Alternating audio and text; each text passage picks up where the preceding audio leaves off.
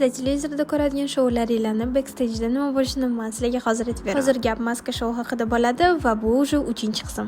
Va nihoyat syomkalar boshlandi va bizda bir kun repetitsiya, bir kun syomka bo'lardi va bir kun ichida 2 ta seriya olinadi va shuna qilib 8 ta seriya. Biz birinchi 4 ta seriyani olishimiz kerak edi. 2 kun deb, короче, 4 kun ichida 4 ta seriya oldik. Undan keyin bo'lsa bizga yana 4 ta seriya, degani deyarli 200 ta choy obrazga minutочку bizga 4 kun vaqt berishdi. Va shu 4 kun ichida 1 yoki 2 kunimiz просто tak o'tib ketdi. Chunki bizda hali nima qilishimizga tayyor emas edi. Ssenariy va qanaqa obrazlar qilishimizga umuman tayyor emas edi. Va undan tashqari bizda o'zimizdan lичный pokazimiz bor edi va shu uchun ham biza ularga tayyorlanib o'tdik. Qaytgancha Visit Fashion Week pokazidan ham vlog xohlaysizlarmi? Pokazga kelsak, bizani birinchi kunimiz syomka kunimiz. Pakaz kuni bilan bitta kunda bo'lgani uchun biza hammamiz 3 ga bo'linib oldik. Marjon o'zlari pakazda o'tirdilar, qolgan qizlar studiyada tikishdi, chunki men uncha yaxshi tikishni bilmaganim uchun men syomkaga borib kiyimni kiyintirish, u yoq bu yoq narsalarga men pakazdan oldin 2 kun bo'lsa biza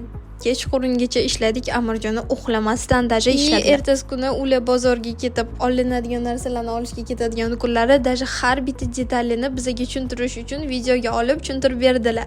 Потому что biza, если честно, men o'zim tikishni umuman bilmas edim o'sha payt. O'rganganimizcha narsalarni studiyada tikib qolganini bo'lsa syomkadan oldin hamma narsani tikib chiqarishga zo'rg'a ulgurardik. No, hozir eslasam hammasi juda ham qiyin bo'ldi, juda ham kam sroklarda, lekin biz menimcha hammasini uddaladik. Aytib, menimcha vlogimni tugatsam bo'ladi. Menimcha hamma nima bo'lganini iloji boricha hammasini tushuntirib bera oldim. Na этом этапе Marjonaga rahmat aytib ketmoqchiman, потому что если бы ular bo'lmaganlarda men shu yo'lga kelmas edim. Rahmat kattakon bizani hammamizni chidayotganingiz uchun, даже если bizani nimadir noto'g'ri qilib qo'ysak ham.